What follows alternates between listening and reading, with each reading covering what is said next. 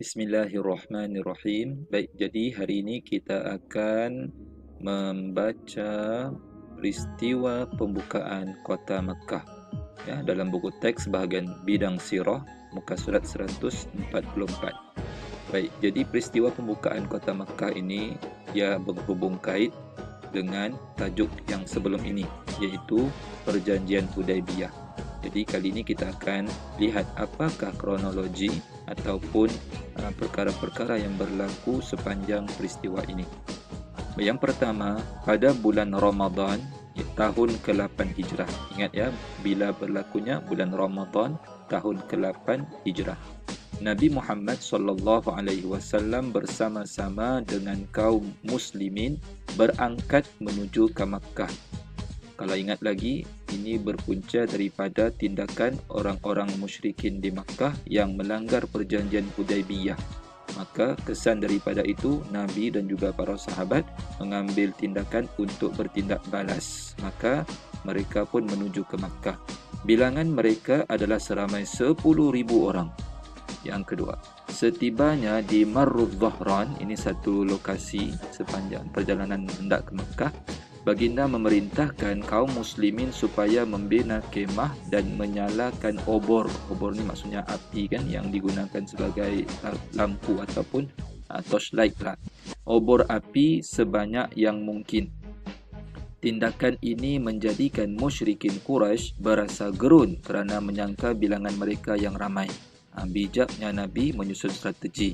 Walaupun jumlah 10,000 orang, tapi dengan strategi menyalakan obor api yang banyak, maka pihak musuh akan sangka, ramai tentera yang akan datang.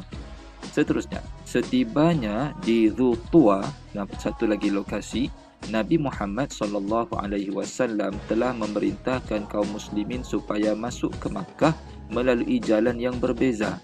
Tujuannya untuk melemahkan kesatuan dan kekuatan musyrikin Quraisy di Makkah. Ini salah satu lagi strategi Nabi dalam berperang, supaya mengelakkan daripada pihak musuh dapat meramalkan arah datangnya tentera-tentera Islam.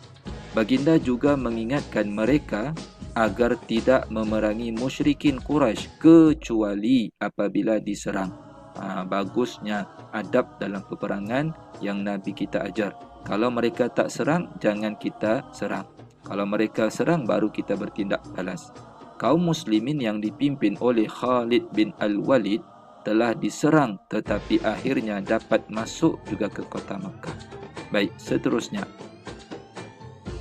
Yang seterusnya kita lihat muka surat ke 145. Dari Zultuwa, dari tempat tadi, Baginda masuk ke kota Makkah dengan menunggang unta dan menundukkan kepala, sambil tundukkan kepala Nabi, dan merendah diri kepada Allah kerana Nabi nak masuk di Baitullah, yang ada Kaabah itu kan, jadi tempat yang mulia, serta bersyukur atas nikmat kemenangan umat Islam membuka kota Makkah. Jadi Nabi berjaya juga masuk dalam kota Makkah.